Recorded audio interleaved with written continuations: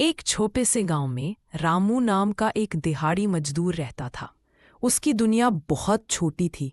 एक कच्ची झोपड़ी, एक प्यारी पत्नी शांति और दो छोटे बच्चे, बेटा मोहन और बेटी माया। रामू के पास जमीन का एक टुकड़ा भी नहीं था। वो हर सुबह गांव के चौराहे पर जाता और काम मिलने का इंतजार करता। किसी दिन काम मिलता तो घर में चूल्हा जलता, किसी दिन खाली हाथ लौटना पड़ता। फिर भी रामू अपने जीवन में खुश था।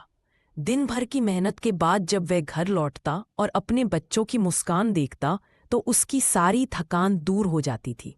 शांति हमेशा कम में भी घर चला लेती थी। वे सपने बड़े नहीं देखते थे, बस चाहते थे कि उनके बच्चे पढ़ लिख जाएं ताकि उन्हें उनकी तरह मजदूरी ना करनी पड़े।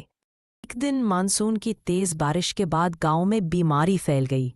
रामू की छोटी बेटी माया को तेज बुखार हो गया। बुखार रात भर नहीं उतरा। रामू और शांति ने घरेलू नुस्खे आजमाए, पर कोई फायदा नहीं हुआ। सुबह तक माया बहुत कमजोर हो चुकी थी। गांव के वैद्य ने हाथ खड़े कर दिए और कहा, इसे शहर के बड़े अस्पताल ले जाओ, यहां इसका इलाज नहीं हो पाएगा। शहर का नाम सुनते ही रामू के होश उड़ गए। शहर जाने का किराया, डॉक्टर की फीस, दवाइयों का खर्चा, उसके पास तो कुछ फूटी कौड़ी भी नहीं थी। उसकी आंखों में बेबसी के आंसू आ गए। वह कैसे अपनी बेटी को बचाएगा? शांति ने अपने पति का चेहरा देखा और अंदर संदूक से एक छोटी सी पोटली निकाली। उसमें चांदी के 2 झुमके थे जो उसकी माँ ने शादी में दिए थे। उसने कांपते हाथों से झुमके रामू को देते हुए कहा, इन्हें बेच दीजिए, माया की जान से बढ़कर कुछ नहीं है। रामू का दिल टूट गया। ये उसकी पत्नी की आखिरी निशानी थी, लेकिन बेटी की जान बचाने के लिए उसके पास और कोई चारा नहीं था। उसने झुमके लिए और बेटी को गोद में उठाकर शहर की ओर चल पड़ा। शहर का अस्पताल बहुत बड़ा और भीड़-भाड़ वाला था। रामू घंटों लाइन में लगा रहा। जब उसका नंबर आया तो डॉक्टर ने माया को देखकर कई जांचें और दवाइयां लिख दी। रामू ने पास के सुनार की दुकान पर जाकर झुमके बेच दिए। जो पैसे मिले उससे दवाइयां खरीदी और डॉक्टर की फीस भरी।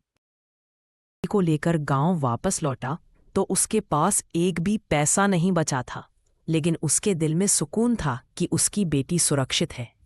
उस रात झोपड़ी में सब सो रहे थे।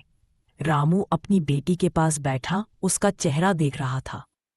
उसे एहसास हुआ कि गरीबी भले ही उससे सब कुछ छीन सकती है, लेकिन उसका परिवार और उसकी हिम्मत कोई नहीं छीन सकता। उसके बच्चे ही उसकी असली दौलत थे और उनकी एक मुस्कान के लिए वह दुनिया की हर मुश्किल से लड़ने को तैयार था। अगली सुबह रामू फिर से चौराहे पर काम की तलाश में खड़ा था।